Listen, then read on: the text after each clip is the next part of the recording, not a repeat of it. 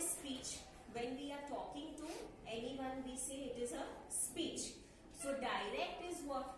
When two people are talking to each other, we say that is a direct speech, right? And indirect is what? When that second person goes and says what the first person had told you. So that becomes the indirect speech. So that speech is told to a third person by the second person. About whom? The first person, right? I am talking to you all. So I am the first person, you are the second person. Now the same what I tell you all, you all go and repeat it at home. So those will become the third person. So whatever I said, you will say it in your own words. And the verbs in it will also change. So here as you can see, I have written here Rama said, right? Hari is an ideal boy, right? Here I have written said. After said, what have I put? A comma. Then I have open inverted commas and I have written Hari is an ideal boy and I have closed it with inverted commas. Because why I have done that? Because it is a direct speech. Ram is saying some words about Hari, right? So this said is called the reported verb. Said will be the reported verb. And there are two verbs in my direct speech. The second will be in this. Hari is an ideal boy. So this is also one verb in my reporting speech. This reporting speech will be what? Whatever comes in your inverted commas will be your reporting speech. And here this will be your reporting verb. Now this is my example of direct speech. Now the same speech I want to go and tell to a second person. So how will I change it? It will be Rama will come again Rama, right? This said is in the past tense.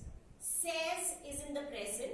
Said is in the past. So this is in the past tense. So in the indirect, this said will remain same said. After said, I have to add that. And then this word will come after that, Hari. I am writing in capital Y because it is a proper name. So I won't make it small. If it is they, I will write small t. Here I am writing capital Y because it is a proper name. Hari is will become was. So if a present tense in the direct, it will change into the past tense in the indirect speech. That you have to keep clear in this report writing. This is called a report writing speech, direct and indirect. So what you have to do when a direct speech sentence is given to you, the first thing you need to see this reporting verb. Then no one will say that she said, she said. The reporting verb in grammar language we will see the reporting verb. So the reporting verb is past. So in my indirect also that past will remain past. Then I have to see the verb in my reporting speech. If it is in the present, I change it into the past. If it is in the present continuous, I change it into the past continuous. Okay? If it is in the present perfect, I change this into the past perfect.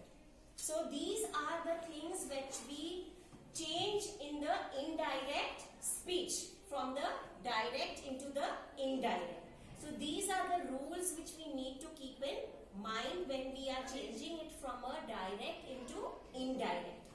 Now suppose this past verb of mine is in the present tense.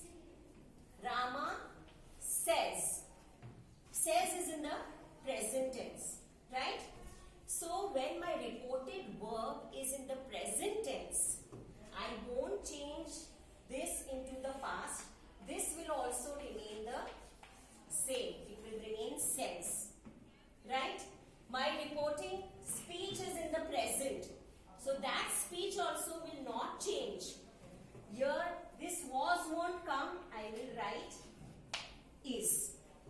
When my reported speech will not change, when my reported verb is in the present tense.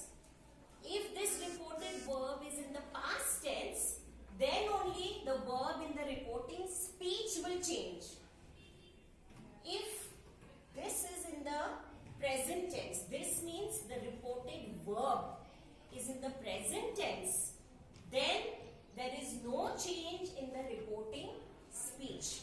The verb in the reporting speech. Now, same way, this is in the present.